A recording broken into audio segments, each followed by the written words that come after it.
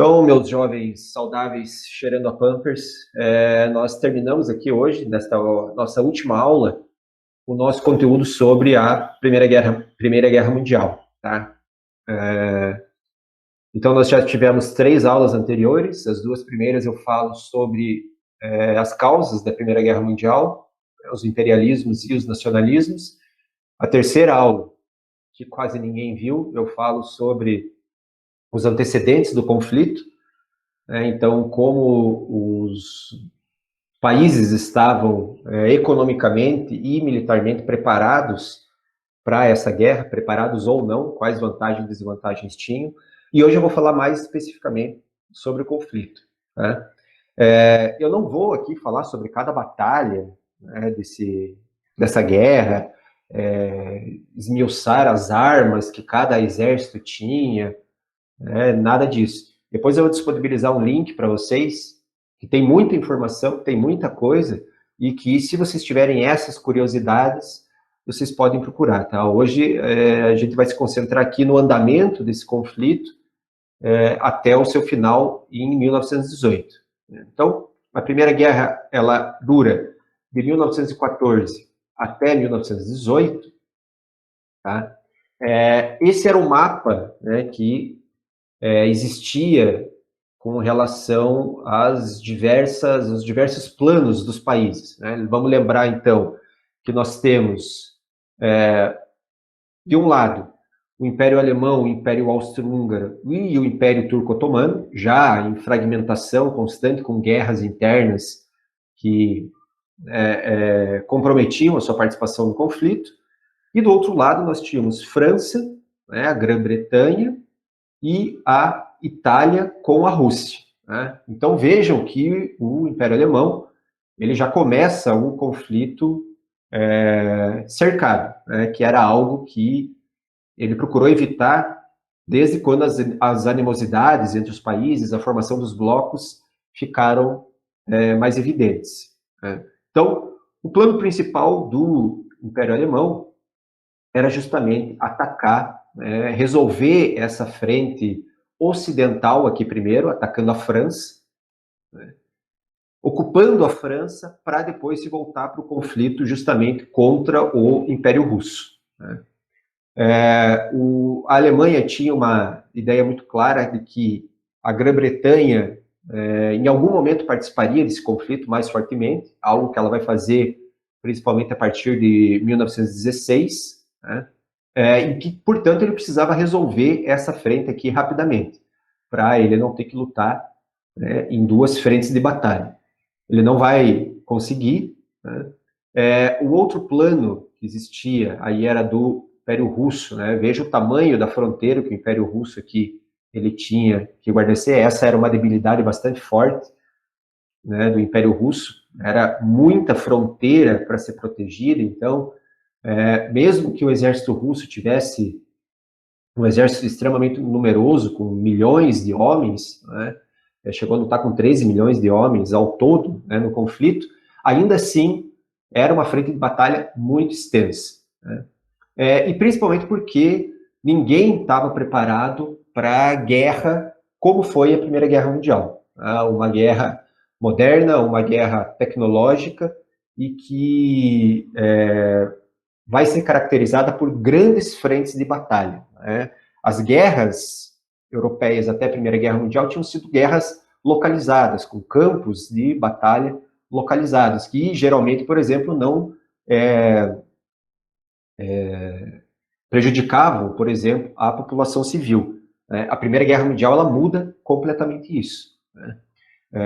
Ela insere a população civil diretamente na guerra, né, ou pelos campos de batalha, ou por influências relacionadas ao racionamento de alimentos, racionamento de energia, né, coisas nesse sentido, e ela vai ser caracterizada por diversas frentes de batalha. Né? Então, temos a frente aqui ocidental, vamos ter a frente oriental, vamos ter conflitos, né, em território aqui do Oriente Médio.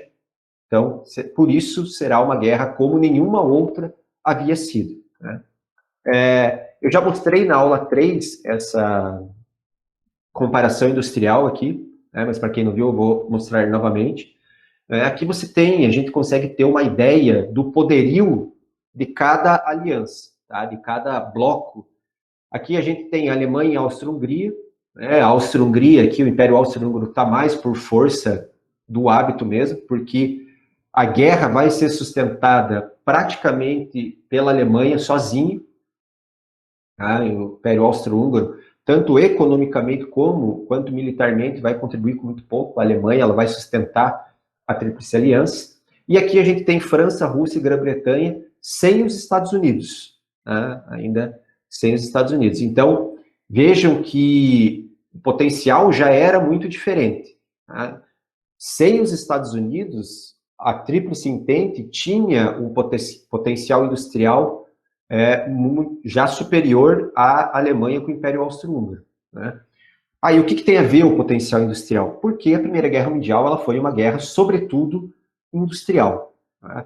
A própria indústria de morte, né, relacionada à produção de armamentos cada vez mais letais, está relacionada diretamente ao poder industrial que cada país vai ter aí no conflito, certo?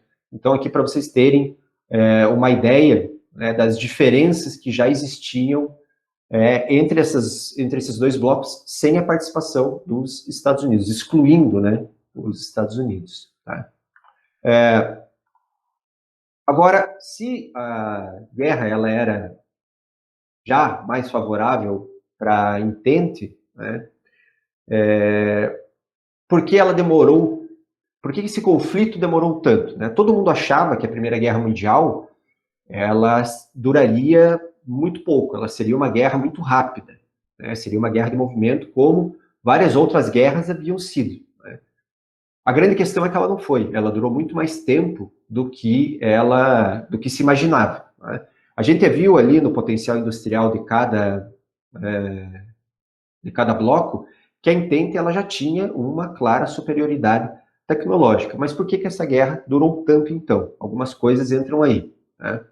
Primeiro, a entrada da Inglaterra do lado da Tríplice Entente, né, a Inglaterra tendo a maior marinha mercante do mundo, a maior marinha militar do mundo, ela já consegue bloquear os mares. Tá? Então, bloqueando os mares aqui para a Alemanha ela já não podia recorrer, por exemplo, às colônias que ela tinha além mar, que ela tinha fora do seu território.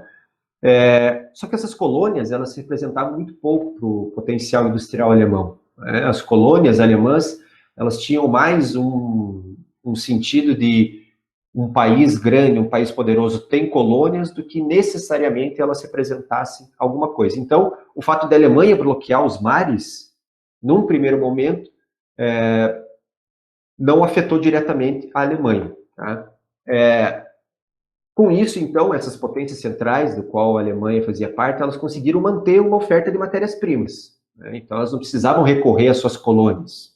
Elas conseguiram manter essa oferta. Consequentemente, né, a sua produção industrial se manteve praticamente intacta. Né? A superioridade numérica aliada não foi decisiva numa frente de batalha tão ampla. Tá? Como eu falei para vocês, existiram várias frentes de batalha. Tá? Então, a existência dessas várias frentes de batalha dificultavam uma vitória mais rápida. Né? E isso, novamente, era algo que ninguém estava preparado no início da guerra, antes da guerra começar. Todos achavam que, como sempre havia sido, a infantaria resolveria todos os problemas. Uma infantaria numerosa, um exército numeroso, garantiria a vitória na batalha. Mas não foi assim. A configuração dessa Primeira Guerra Mundial, com várias frentes de batalha, fazia com que uma superioridade numérica não necessariamente representasse, né, uma vitória mais rápida ou duradoura, né, permanente. Os alemães conseguem manter as boas condições geográficas, né, as boas condições de comunicação entre o leste e o oeste do seu território. Então, o seu território vai conseguir se comunicar com a frente ocidental e com a frente oriental. né, ele consegue mobilizar tropas, mobilizar armamentos e transferir rapidamente, né, todos esses armamentos e tropas de uma frente para outra, né, de acordo com as necessidades. Né. E, por fim, aqui, né, a Alemanha, quando ela invade ali a França e a Bélgica, né, em agosto, setembro de 1914, ela fica com o domínio dos pontos mais elevados, tá, da França ali e da Bélgica. E, né, quando você tem o domínio desses pontos mais elevados, você consegue ter um domínio sobre uma parcela muito maior do território, tá, porque você tem uma visão privilegiada, porque a tua artilharia tem um alcance maior, por exemplo, né, então você consegue ter uma visualização do campo de batalha muito mais eficiente. Né. Vamos lembrar que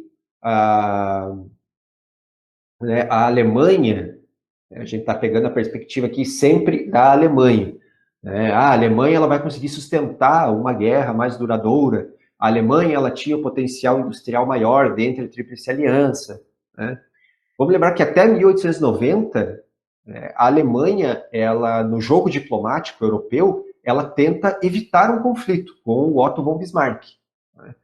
Quando o Otto von Bismarck sai, em 1890, do cargo de chanceler, né, devido a atritos ali com o Kaiser Guilherme II, que o clima de animosidade na Europa, ele entre os países europeus, e principalmente com a Inglaterra também, ele se intensifica. Né? Então, cada vez mais vai se caminhando para o conflito. Né? O início do conflito ele vai ser marcado pela movimentação das tropas, dentro daquela lógica, né, de que uma infantaria numerosa garantiria a vitória, de que uma infantaria numerosa seria suficiente para vencer o conflito, mas rapidamente, né, a Primeira Guerra Mundial, ou a Grande Guerra, mostra que não seria assim. Né? Eram mobilizados milhões de soldados e morria-se em grande quantidade. Né? A Primeira Guerra Mundial ela foi uma verdadeira carnificina, ela foi uma verdadeira máquina de moer gente. Né? Cada batalha da Primeira Guerra Mundial envolvia milhares de soldados mortos aos milhares, às vezes, para conseguir conquistar um território de poucos metros. Né? Então, as primeiras batalhas vão ser características desse momento, né, de movimentação das tropas, até o momento em que a gente chega ali, né, nas chamadas batalhas de trincheiras. Né? Passamos para os problemas russos, que a gente viu que tinha ali uma grande frente de batalha. Aqui vamos falar, né, dos problemas da Tríplice Entente. A Rússia, então, apesar de ter um exército extremamente numeroso, ela estava isolada dos seus aliados europeus. Antes da guerra, a França fez vários empréstimos para a Rússia, para a construção, por exemplo, de estradas de ferro, para, em caso de uma guerra, conseguir movimentar os seus exércitos rapidamente. Né? Tinha problemas nas vias de transporte. Né? A Rússia tinha grandes parcelas do seu território sem estradas, né? E isso vai ser uma característica até lá na Segunda Guerra Mundial. Né?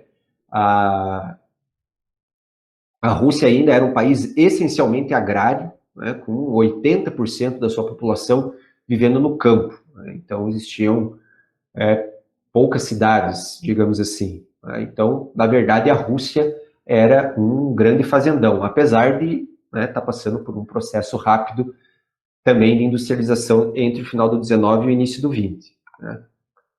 A frente de batalha extensa, como a gente já viu, o despreparo do exército russo, juntamente com uma frente de batalha tão ampla, enfrentando o exército alemão, né, vai fazer com que morram russos aos milhões. Né, e com isso, o exército russo tem que passar a recorrer aos recrutas de segunda ordem, que, né, tinham um claro déficit aí, na preparação militar em relação aos de primeira ordem, aí, né, em relação aos primeiros que foram chamados, que também já não tinham uma grande preparação para a guerra. O exército russo era essencialmente um exército de camponeses. Né?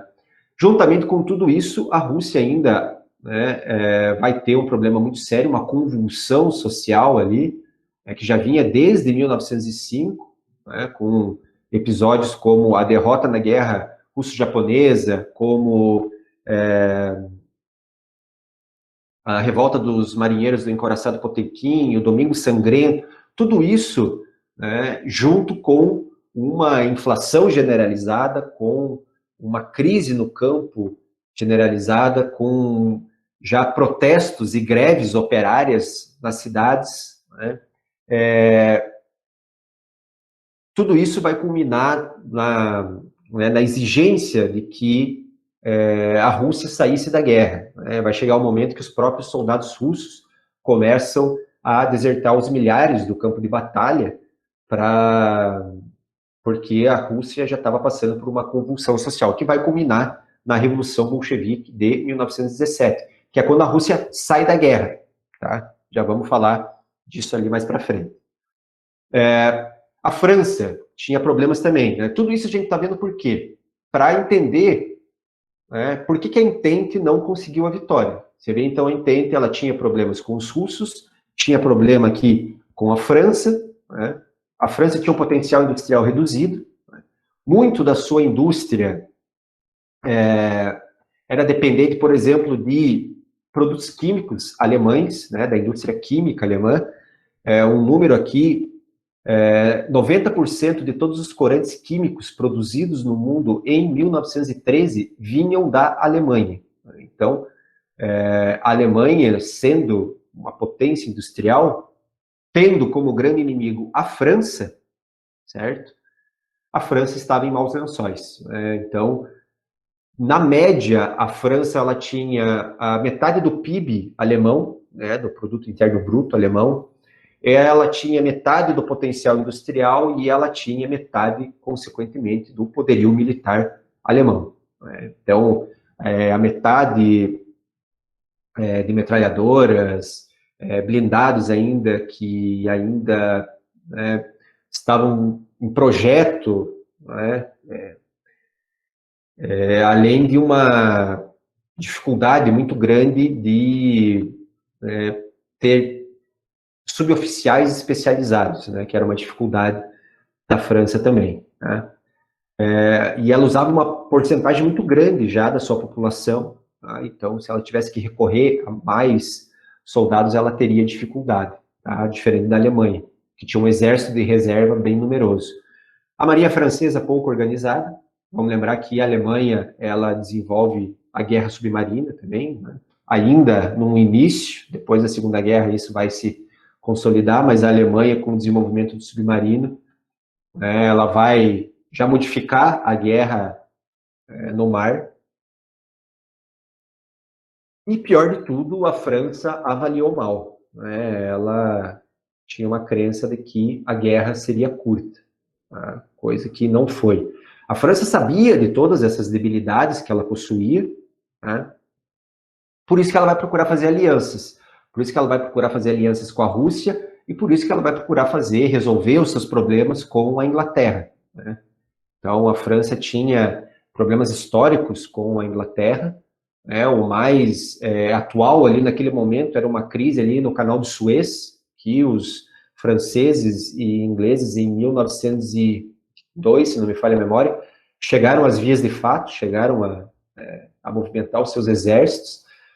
Mas a França consegue resolver essas animosidades, principalmente porque a Inglaterra vê que a Alemanha ela passa a ter um desenvolvimento militar que podia ameaçá-la. O fato de a Alemanha estar construindo navios e todos esses navios estarem voltados ali para o Mar do Norte, de cara para a Inglaterra, vai fazer com que a Inglaterra entre na Tríplice Entente, ao lado da França. Tá?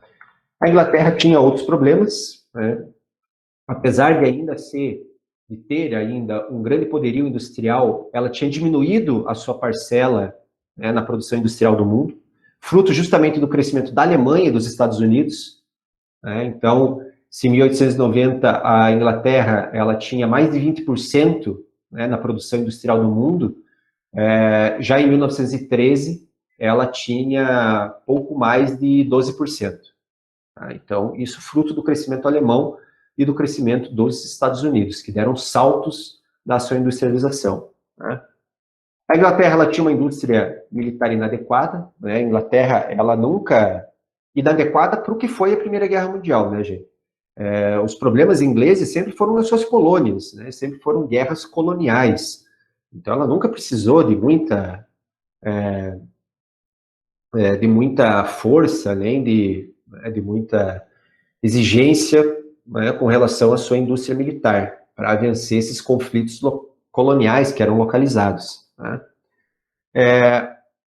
Outro problema da Inglaterra, ela tinha uma diversidade de territórios controlados, então a Inglaterra ela tinha colônia no mundo inteiro, então, inclusive, era chamada de o Império que nunca dorme, e ao mesmo tempo que isso é uma força, porque são colônias com as quais ela podia contar, por exemplo, para mobilizar tropas, coisa que ela efetivamente fez, para mobilizar matérias-primas, né? Mas ao mesmo tempo era uma diversidade de culturas muito grande, era uma diversidade de povos muito grande, então o couro comendo lá na Europa, ela tinha que lidar com, né, conflitos coloniais. Então ela vai procurar, de todas as formas, reduzir o número de problemas que ela tinha, né, nesses territórios. Tanto é que ela faz, em 1902, um acordo com o Japão para tentar resolver os problemas lá no Sudeste Asiático. Né? Basicamente, ela fala para o Japão assim, tá, pode aí iniciar a tua expansão territorial, aí vamos ficar de boa e estamos resolvidos, né? Porque o Japão queria invadir a China lá, né, na Manchúria.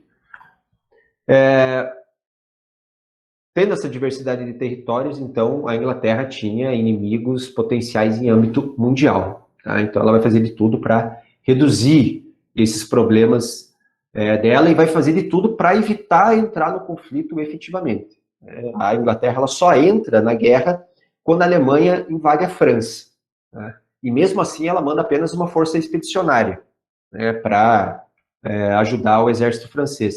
Até 1916, o grosso dos exércitos que sustentam a guerra são o exército francês e o exército russo.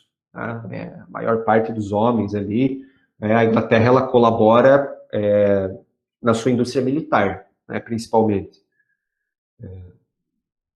A cronologia do conflito aqui, para a gente ver algumas principais batalhas, tá? Começa ali no Marne, no rio Marne, é uma batalha que já ficou muito claro que os movimentos seriam muito poucos, né? Já logo nessa fase, aí, a partir de 1915, já entra nessa fase da guerra de trincheiras. As trincheiras foram as maiores causas de mortes na Primeira Guerra Mundial, mais pessoas morreram, né, mais soldados morreram em consequência da vida nas trincheiras, né, porque eles passavam vários dias, até meses entrincheirados, então tem problema de água contaminada que você pode beber, né? Você pode ter ali uma disenteria fácil, você pode ter um cólera, né? Problemas de ratos, né? Chuva, né? Que você fica ali com o pé molhado, pode, né, ocasionar o famoso pé de trincheira, que é quando o pé gangrena, né? De tanto ficar molhado, o pé gangrena e você tem que amputar, né? Então morreram mais soldados em decorrência desse ambiente pouco salubre aqui das trincheiras, né, que vai ser uma grande parte da guerra, do que necessariamente, né, com projéteis, com bombas e coisas desse sentido. Então, essas duas principais batalhas desse período, a do Marne e de Ypres, né, junto com a do Somme, a gente já vai ver, marcaram essa fase inicial de que a guerra seria bem diferente do que se imaginava, né? Ypres, por exemplo, foi a primeira batalha onde se usaram os gases letais. Tá? O primeiro foi usado pelos alemães, tá? Os primeiros gases, então, gás cloro foi utilizado pelos alemães, mas depois os outros exércitos passaram a utilizar também. O exército inglês passou a utilizar, o exército francês, morreram alguns milhares aí em decorrência do uso desses gases letais, que no começo ninguém sabia o que era. Né? A primeira vez que o exército alemão usou contra o exército francês, os soldados acharam que era uma névoa, tal, e quando viram o troço chegar lá e paralisar o sistema nervoso, aí todo mundo ficou com medo, né?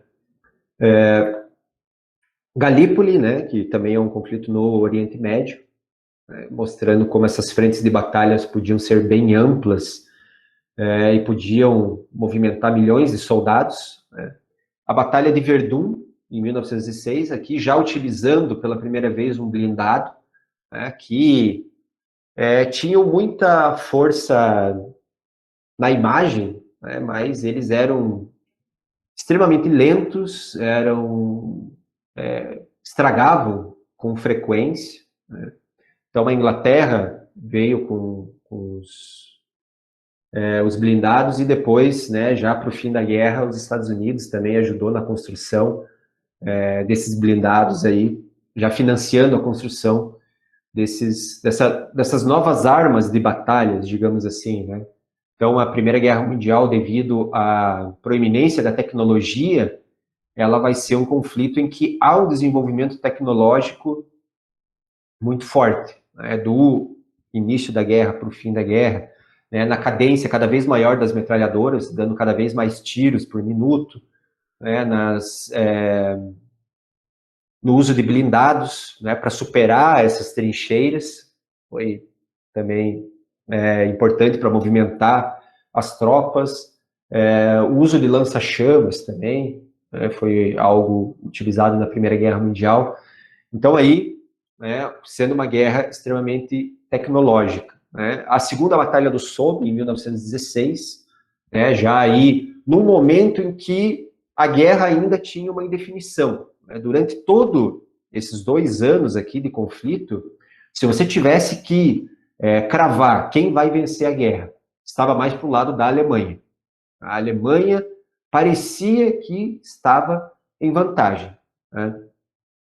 Em 1916, então, a Alemanha, parecendo estar em vantagem, mesmo assim ela enfrentava já um esgotamento das suas forças muito grande, porque ela sustenta essa guerra praticamente sozinha. Ela tenta dar um último impulso ali em 1916 para vencer o conflito, né.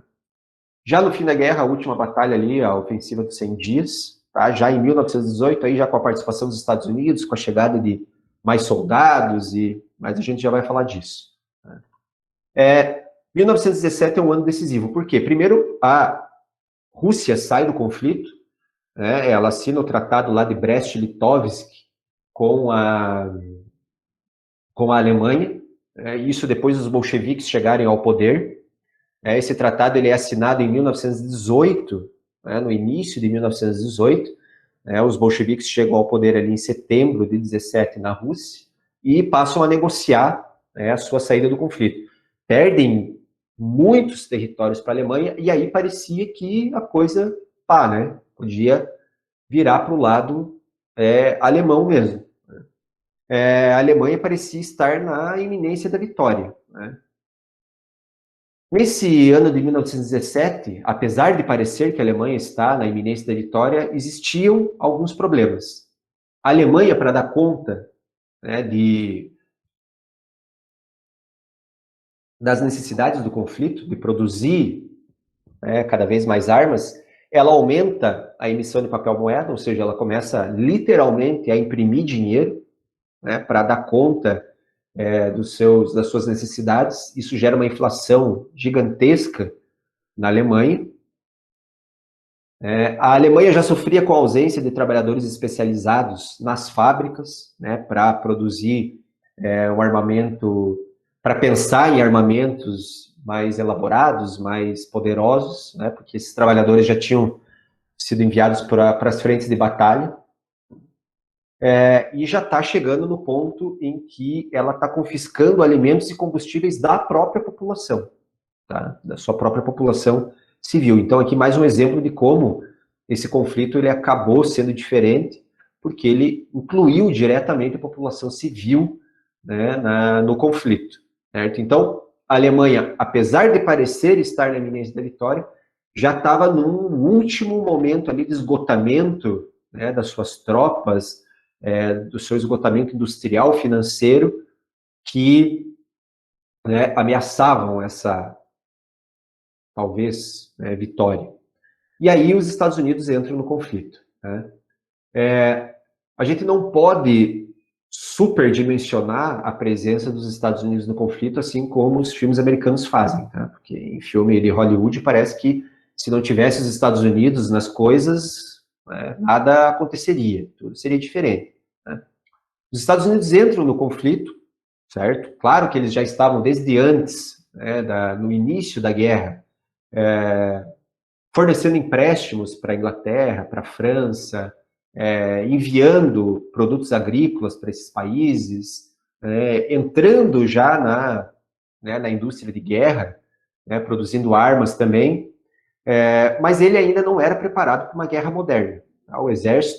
Se o exército inglês, que estava acostumado com batalhas coloniais, o exército americano dos Estados Unidos, nem isso, né, nem com isso estava preparado. Tá? Então, não dá para superdimensionar, o exército americano era super preparado, foi o diferencial. O grande diferencial dos Estados Unidos no conflito é o momento em que ele entra no conflito. Ele já entra no momento em que a Alemanha está completamente extenuada, né, depois de 3 anos sustentando um conflito sozinha. Tá? Então, isso vai se traduzir na força produtiva 2,5 vezes superior à alemã. Isso no momento da guerra em que a Alemanha já estava esgotada, né, tanto humanamente quanto industrialmente e economicamente. Né. Essa é a questão decisiva. Isso é o que modifica o conflito. Né, o momento em que os Estados Unidos entram. Eles entram com soldados, né, descansados e, ao mesmo tempo, com uma força produtiva muito grande. Isso vai se traduzir em mais navios, em mais armas, em mais poderio bélico. Né? Só para vocês terem uma ideia aqui, então, né, aqui a comparação industrial com os Estados Unidos na conta, já excluindo a Rússia, né, que já tinha vazado. Então, olha a diferença do potencial industrial quando os Estados Unidos ele entra na conversa, quando ele entra na guerra. Né? Então, aqui você tem mais de 2 vezes, né, o potencial industrial ali, quase 2,5 vezes o potencial industrial. Era uma diferença muito grande. Só se você pegar aqui, né, esse consumo de energia dos Estados Unidos já em 1913, né, junto com o Reino Unido e França, olha a diferença, a discrepância que dá. Né? Então, esses números aqui já dão uma ideia muito clara do que poderia ser os Estados Unidos entrando no conflito. Tá? Aqui nós temos, né, um quadro com as despesas de guerra e com as forças mobilizadas. Né? Então, veja que os Estados Unidos não mobilizam muitos homens. Quem mobiliza mais aqui do lado da Tríplice Entente é a Rússia, né, seguida do Império Britânico e da França. Mas veja aqui as despesas de guerra, né, quanto os Estados Unidos, digamos, investiu na Primeira Guerra Mundial, né, bem próximo do que foi o Império Britânico. E bem aqui distante do que foi França, Rússia e Itália, né? E aqui a Alemanha, né, investindo 19 bilhões aqui, um pouco mais só do que os Estados Unidos. Então, a Alemanha ela teve que lidar com essa diferença muito grande aqui de 2 vezes nas despesas de guerra, né, pouco mais de 2 vezes, e de quase 2 vezes no número de forças mobilizadas.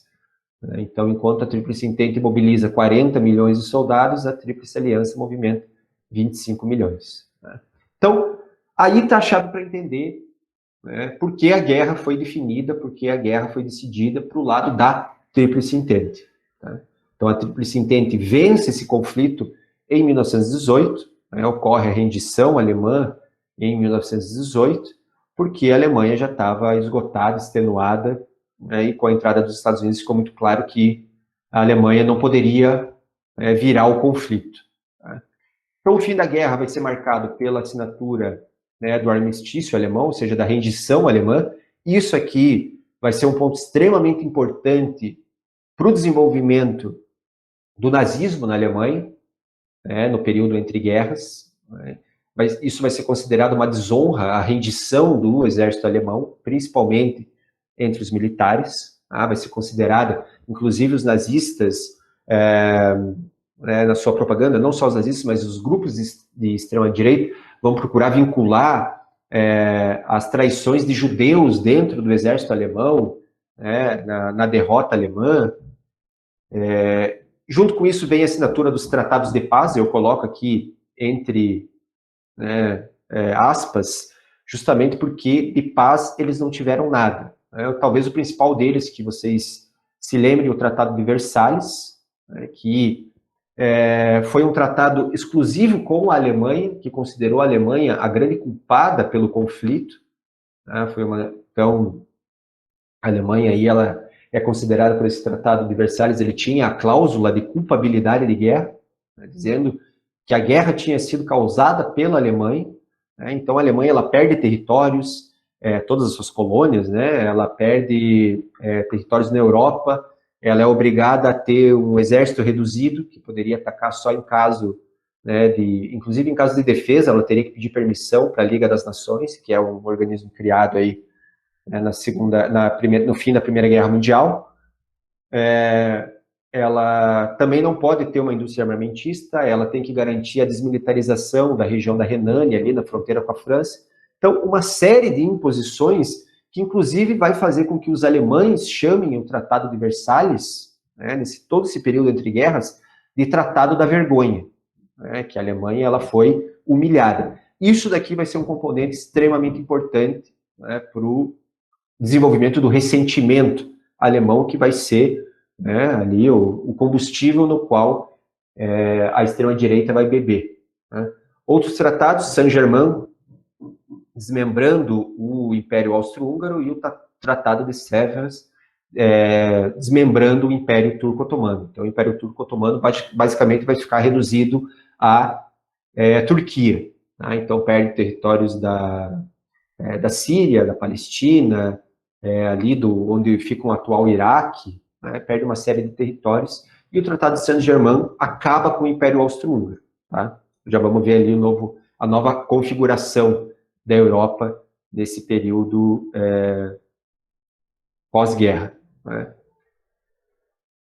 E aqui os Estados Unidos emergem como o grande credor mundial. Os Estados Unidos e o Japão vão ser extremamente beneficiados por esse conflito, o Japão dando início à sua expansão territorial muito forte, vai ser um credor também, mas por ter um sistema bancário que não era muito